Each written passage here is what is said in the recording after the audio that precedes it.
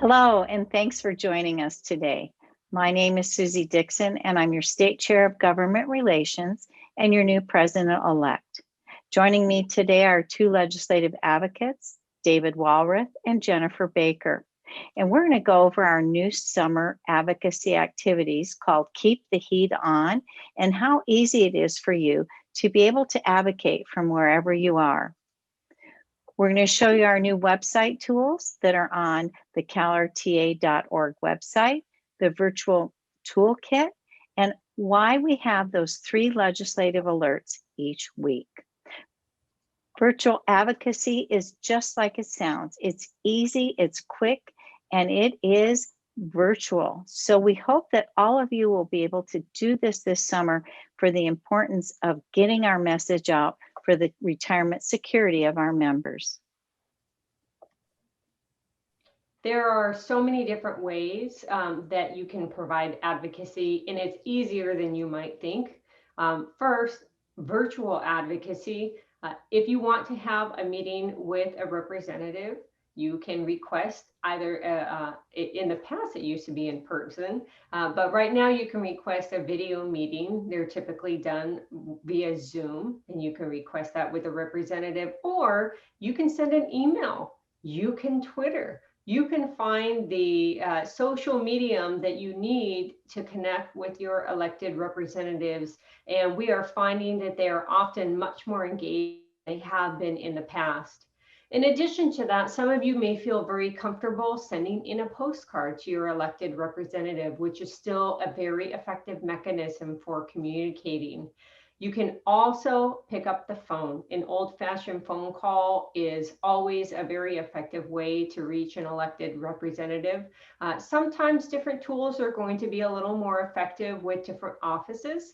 So it's important to make sure you're simply consistent and that you are participating, either sending a letter, a phone call, or having a virtual meeting with your elected representative's office. If you have a video meeting, those are very effective because you're able to have a face-to-face meeting with your representative or their member of staff that's meeting with you. You're able to read body language much more effectively than you can over the phone. They're able to see you, you're able to connect, use empathy, and to make your statements that you need to have an effective meeting. You can be very effective via email. Because you can essentially write a letter, you can send as much information as you like in a very concise manner to your elected representatives, or if you want to make it very quick and very easy, you can Twitter. And you can use Twitter or some of the social media platforms to send messages to connect with your elected representatives. When you send a postcard or send a letter, not only are they effective, but it's even more effective when elected representatives receive those in bulk. It's one thing to receive one letter on an issue. When they receive 100 letters or 1,000 letters on an issue, that's obviously going to make a difference. And that's where all of our CalRTA members can really make a difference. And also with a phone call. If elected representatives are getting tens or even hundreds of phone calls, they obviously know that this issue is of important priority and they need to pay attention to that. There are a number of resource materials that we have available for you on the CalRTA website to help you with your virtual advocacy. We have our federal talking points, general information about CalRTA, our state platform, do's and don'ts of lobbying, different handouts for WebGPO, as well as scenarios, myths and facts about WebGPO, and finally, how Social Security penalties hurt teachers. We're going to be reviewing many of these documents over the next few slides. The CalRTA federal talking points are very expansive and yet concise. I'm not going to go over all of the talking points because that's something that you're able to pull up very easily on the CalRTA website. But what we've tried to do is we've tried to sum up the main issues that we're trying to communicate to our elected representatives regarding the elimination of the windfall elimination provision and the government pension offset. So if you take the time to read these talking points before you send a letter, before you send an email, or before you Twitter, it's going to help you to put together a more effective message to your elected representatives. And then next, we also have our state advocacy platform, and we wanted to make sure that that you had an opportunity to review this. I would encourage you to pull it up on the CalRTA website because under Social Security and federal issues, that has been constantly seen as a major priority for CalRTA members, which is why it's consistently in the platform to try to eliminate the unfair federal Social Security offsets. And then we also see platforms such as CalSTRS Retirement, Healthcare and Healthy Aging, as well as public education. And I would encourage you to take time at your leisure to learn a little more about some other priorities CalRTA has in those areas.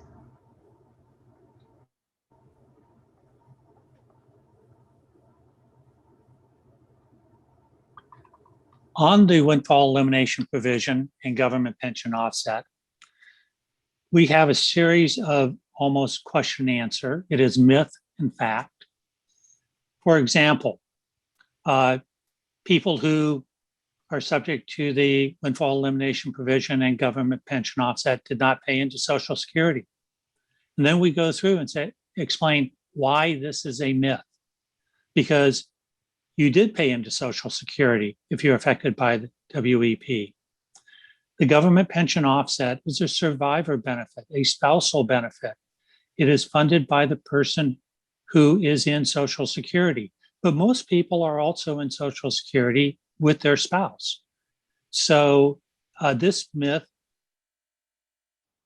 when it's a factually inaccurate statement, which is the way myths are, you'll see we also have under this other myths to take a look at, and then the response. So if somebody during a conversation, be it a virtual meeting, a response from a legislator's office to a letter or postcard you sent, or a quick tweet back, if you did a Twitter connection with one of these myths, we have this type of information available so you can respond to explain why this is not accurate from the myth. We also have this one pager that was created by Susan Dixon. It gives examples of how the inequity occurs and where the inequity occurs. You'll notice that one of the pieces is that somebody could not work in Social Security, not work in public service, but still be eligible for the full spousal benefit and the full survivor benefit. They would not be affected by the WEP. They would not be affected by the government pension offset. There are different situations where you have people being penalized, and in similar situations, others are not penalized. Earned pension from a private firm is not treated the same way as an earned pension in public employment. Why? There should be no difference between the two. This is one pager, is very useful and can explain the inequities.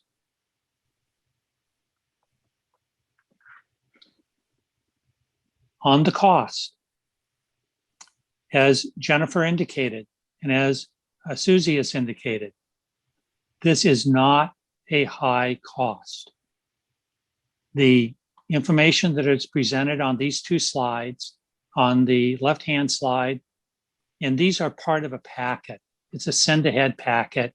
If you're having a virtual meeting, you can send this to the office so they have it available. So when you have the meeting, you can reference these slides and this information. The pie chart that you see looks all blue, right? Blue all over. But a very, very, very narrow sliver is what it costs to repeal the windfall elimination provision and government pension offset.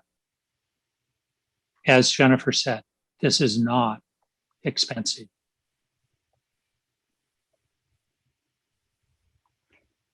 And now this summer, we have a new advocacy activity called Keep the Heat On. So when you go to the CalRTA website and you go on the home page, if you look at the WEP GPO section and you click on that, then you're going to pull up the Keep the Heat On 2021 Summer Advocacy Activities. On this page, once you click on it, you will find those materials that we're talking about. A send ahead packet that's a complete PDF form for you to either print out if you're fortunate to get an in-person meeting, or to send ahead for virtual. We also have how to find your representative, those connections. And we are this summer now focusing on having our members who are meeting in small groups write the president, the vice president, and the first lady.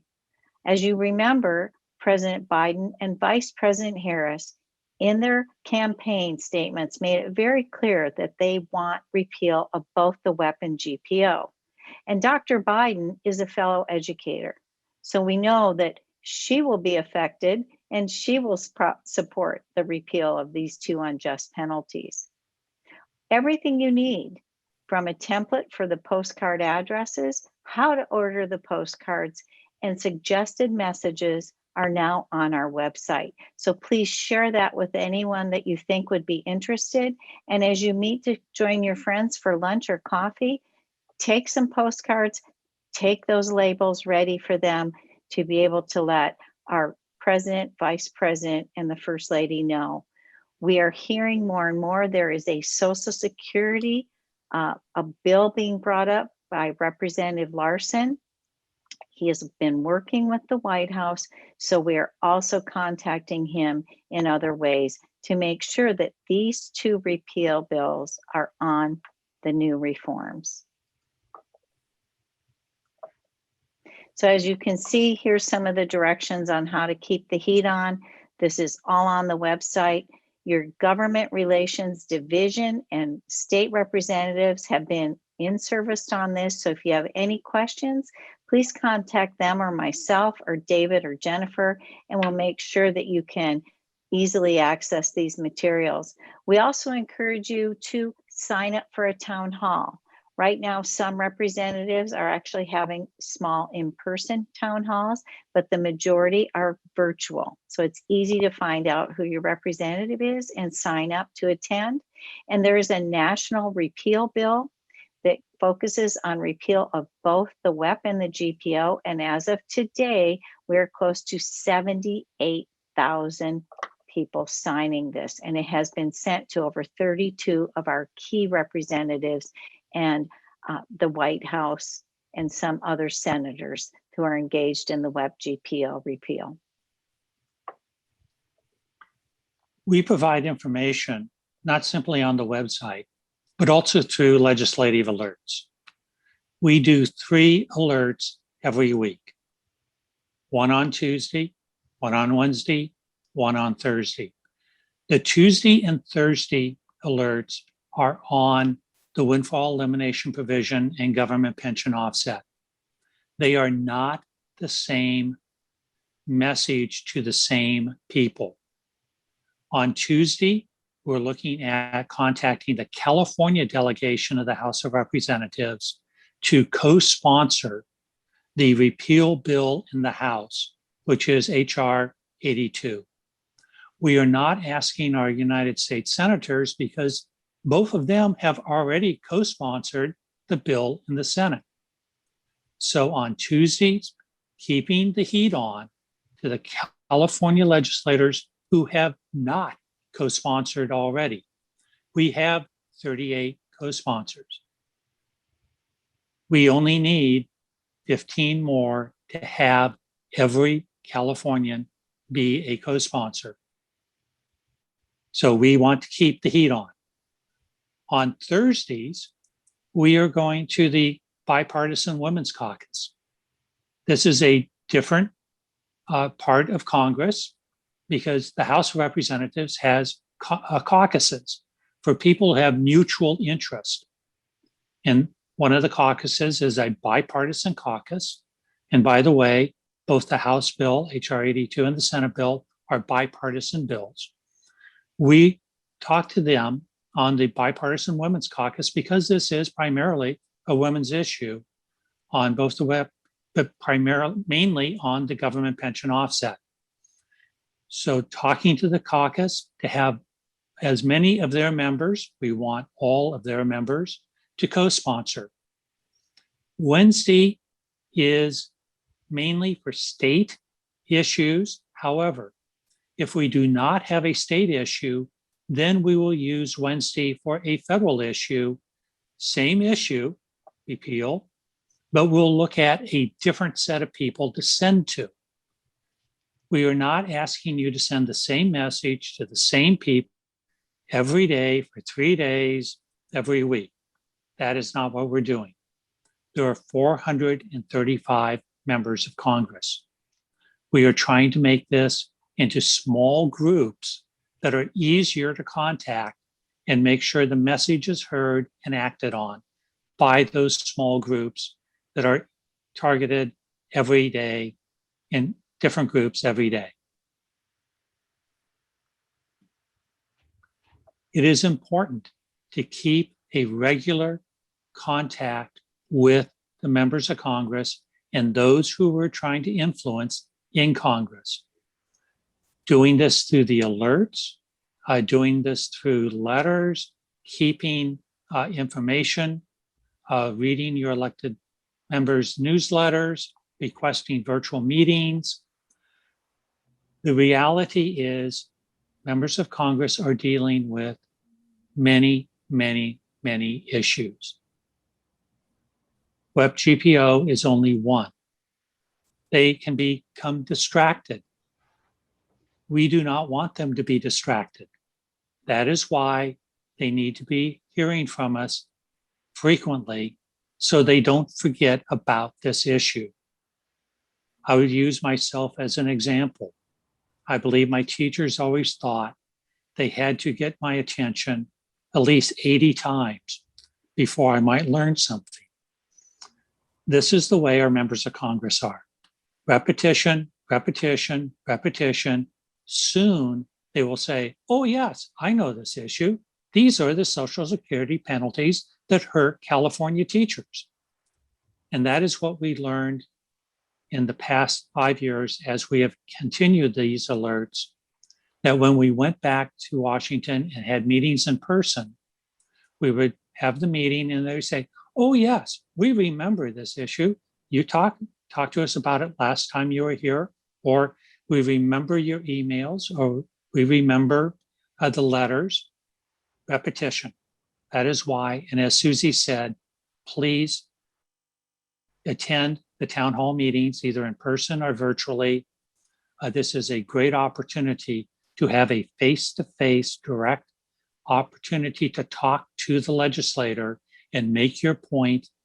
This is perfect lobbying, perfect advocacy when it can be in this type of situation.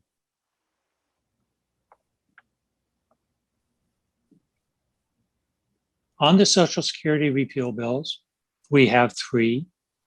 One is H.R. 82 that we've been talking about, which is in the House of Representatives. Senate Bill 1302, which is in the United States Senate. Both bills have to be introduced new each session. We're now in the 117th session, so they're new bill numbers. Same bill topic, repeal, but different number. 1302 in the Senate, because they cannot sign on to a House bill. They are senators, so you have to have a separate bill in that House as well. And then HR 1337, which would modify the windfall elimination provision. Effectively, it repeals the current windfall elimination provision, but implements a new alternative that still has a reduction in benefits for those who are affected by the alternative.